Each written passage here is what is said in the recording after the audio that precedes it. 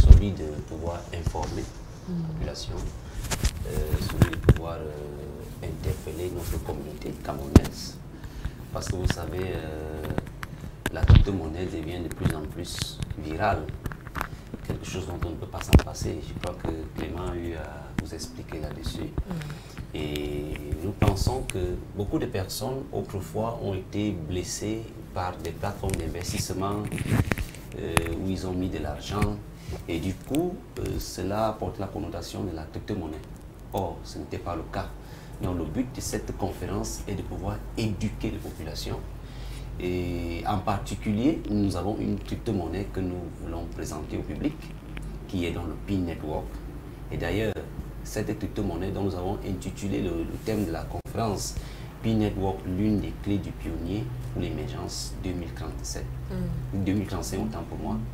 Donc voilà à peu près pourquoi nous avons initié cette conférence. Et aussi dans le but de pouvoir répondre, n'est-ce pas, à ce que le chef de l'État a toujours l'habitude de dire quand il parle de l'économie numérique. Il demande à ce que toute la jeunesse puisse s'intéresser à l'économie numérique. Or, la crypto-monnaie, c'est de l'économie numérique. Mais toutefois, les jeunes ou alors la société ne peut pas s'y intéresser si elle n'a pas, n'est-ce pas, déjà des connaissances, les informations nécessaires. Parce qu'on ne peut que se donner à une chose que lorsqu'on a la connaissance nécessaire pour cette chose. Donc, c'est un peu ça l'objectif de la conférence. Vous pensez que tout le grand public, en tout cas tous les Camerounais de tous bords seront dans le bain? Bon, nous ne pouvons pas dire que tous les Camerounais seront dans le bain. C'est pourquoi nous sommes là, pour pouvoir informer. Donc nous pensons que le média joue un rôle important. Et qui est le média? C'est vous. Donc quand nous venons ici, c'est pour sensibiliser le maximum de personnes. Voilà. On dit souvent, généralement, tout le monde peut parler au ciel. Le même jour. Le même jour. Donc, nous pensons qu'avec ce que nous avons commencé, initié, l'information est en train de partir. D'accord. Avec vous, vous avez dit, vous êtes Madame Sonkibert. Oui, et votre poste dans... Logistique. Ok. Parlez-nous un peu. De votre côté, les choses se passent comment? Oh, when it comes for logistics, it's about the organization for this program. So for the organization, everything is going on smoothly. We are still informing the population that we have put almost everything in place for the tomorrow event. So we are really happy and glad for the program that has to take place tomorrow, because this will make the information of crypto money to go viral. Et lorsque vous avez intégré le groupe, vous n'avez pas éprouvé des difficultés? Oh, we had some little difficulty. It could be like people wanting to know what is Pi and all the like. But alongside the group, we have been explaining everything, the new members that came in, and we are teaching them more of blockchain and how it functions and how everything goes with the Pi network. So everybody is getting adapted to it, and we are happy. Everybody is really eager to meet the conference tomorrow. D'accord, merci. Monsieur Clément, je reviens vers vous. Quelles sont on dit ça comment, des initiatives à court, à moyen et à long terme? Déjà, nous pensons que le premier élément, c'est déjà de passer un message sur le projet Pi Network, qui n'est pas nouveau en soi, parce que le projet il est né en 2019. Les pionniers, on ne peut pas dire qu'on est en retard lorsqu'on n'avait pas l'information. On commence à dire qu'on est en retard lorsqu'on a eu l'information et on n'a pas adhéré lorsque l'information nous est parvenue. Alors la première étape, donc, c'est cette information-là. La deuxième étape, c'est d'apprendre, d'éduquer les jeunes à mieux utiliser l'application et à continuer à sensibiliser. Parce que lorsque tu reçois le message, tu le comprends, tu le véhicules et ça permet que tu viennes avec d'autres personnes dans le projet. Donc, il y a cette étape-là. Maintenant, au-delà, qu'est-ce que nous allons faire concrètement avec le Pi? C'est ça le problème. Il ne s'agit pas simplement de dire aux gens il faut miner, mais il faut également éduquer sur l'usage de la monnaie. Et il faudrait qu'on comprenne que ce n'est pas une monnaie pour la spéculation, mais c'est une monnaie pour l'usage. C'est une monnaie certes électronique, elle est numérique, mais elle sait à faire des transactions, elle sait à faire les achats. On dit habituellement que la monnaie virtuelle, on ne la comprend pas parce qu'il n'y a pas de pièces, il n'y a pas de billets. Mais je me pose bien la question de savoir, lorsque nous faisons l'achat avec le franc CFA qui est électronique, ça ne passe pas, ça passe non? Vous partez au marché, on vous dit, bon, je n'ai pas l'argent sur moi, mais j'ai Orange, j'ai Momo, sans publicité. Et puis, le client, il accepte, le vendeur, il accepte. C'est exactement comme ça que la crypto-monnaie fonctionne. Beaucoup se demandent, et je vais avoir l'argent où? Mais c'est l'argent que tu as entre les mains. Donc, la crypto-monnaie Pi ou le Pi-Coin est une monnaie qui va beaucoup servir pour les échanges en matière de commerce, en matière d'échange de biens et de services. Et il faudrait que tout le monde ait au moins une pièce dans son wallet, dans son portefeuille. Notre message aujourd'hui, c'est de dire à tous ceux qui nous écoutent, vous n'avez pas encore téléchargé l'application Pi, venez demain. On va vous donner les liens d'invitation, c'est gratuit. Vous commencez à miner. Même si vous ne comprenez pas encore exactement comment fonctionne l'application, vous serez coaché au quotidien.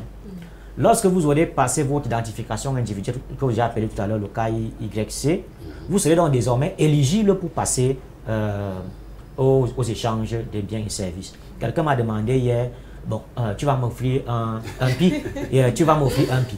Mais pour que je t'offre un Pi, il faut que tu sois d'abord pionnier. Quand tu es pionnier, tu as donc les applications et je peux donc te faire un transfert de Pi. Ça veut dire que si tu n'es même pas d'abord pionnier, il n'y a pas de possibilité de te donner même un Pi, même si j'ai toute la volonté de vouloir t'offrir le Pi.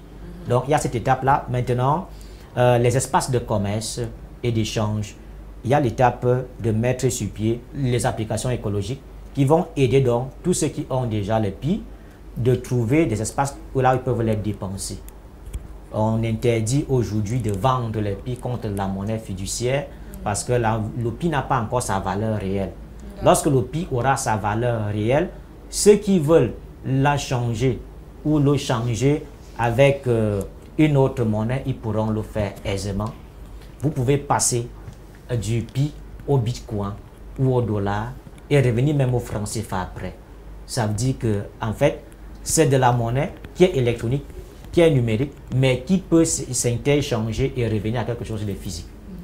Donc, on n'a rien à perdre, tout au contraire, on a tout à gagner parce que nous avons tous des smartphones, nous avons chaque jour la connexion Internet, mais comment est-ce que nous rendons utile notre connexion Internet? Vous avez 2 gigas, 10 gigas, 50 gigas d'Internet, on est sur YouTube juste pour voir les vidéos, mais prenons quand même 1 minute, 1 seconde pour aller cliquer sur le démarrage du minage après chaque 24 heures. D'accord. Et puisque l'émission, le temps accordé à nos invités est en train de tirer à sa fin, je ne sais pas s'il y a eu d'autres conférences ou c'est la première. Alors déjà, il faut noter que c'est la deuxième conférence, donc c'est la deuxième édition. La première édition a eu lieu en novembre de l'année passée. Voilà, et nous sommes là à la deuxième édition de cette conférence. Donc c'est un peu ça. Peut-être qu'il faut préciser, demain la conférence a lieu à l'hôtel Somatel. Somatel monté aura à partir de 11h. Et nous rappelons que nous aurons la présence du professeur Acha, qui est un universitaire. Beaucoup le connaissent avec le fameux concept 32 égale à 500. Il pourra vous expliquer davantage pourquoi dans la digitalisation, 32 peut même être égal à 2000. Parce qu'on en a parlé. Et pour lui, la crypto, c'est l'avenir de demain. Et il a dit, il sera là demain. C'est le premier intervenant de notre conférence pour dire aux jeunes exactement, dans une intervention de quelques minutes, quels sont les enjeux de la digitalisation pour le continent africain. D'accord. Vous avez assisté à la première édition. Est-ce que ça a été un succès jusqu'à aujourd'hui? Vous avez intégré l'initiative, ça fait combien d'années? In the program, it's 3 years today for Pi Network that we have been mining. So this is the 3rd year that we have been mining Pi. Yeah, and it's all free. Et l'édition précédente, ça vous a rassuré? Qu'est-ce que c'est la raison pour laquelle vous êtes resté et vous envisagez rester? Yes, at the beginning we thought, we were just saying that maybe they want to use our data for their experience, but it's only just 2 years ago that we start realizing many things. We see they are already, like Flamenco is already accepting to be doing people who travel to Flamenco. And then we have ships that already prepared to ship our goods if we need anything from Pi. So many activities, even the Americans, they are really fighting hard to make that the value should be very high in Pi. For now, as my brother Riley said, that we have not yet got the value, but we're expecting a very good value for pie. So that's why we'll advise everybody to download the app and then make sure to mine the pie. D'accord, très bien, rassurant. Puisque vous êtes là pour ça, rassurez-nous que cette initiative va durer, parce qu'on sait qu'il y a des choses qui commencent fort et après le feu de paille, ça s'arrête comme ça. En vérité, je vous le dis, comme je disais tantôt Jésus, hein, c'est l'impression que c'est la casquette qu'on a toujours donnée aux Camerounais. Ils commencent, ils ne terminent jamais quelque chose. Mais nous pouvons vous rassurer, nous sommes déterminés, nous sommes engagés. Si nous avons pu résister déjà 3 ans, ce n'est pas aujourd'hui que nous allons abandonner. Donc, nous sommes là pour ça et notre souci, c'est de pouvoir, n'est-ce pas, aider la communauté, puisque nous sommes là pour la communauté. Donc, nous allons demeurer. Et en plus, il y a des surprises qui arrivent d'ailleurs.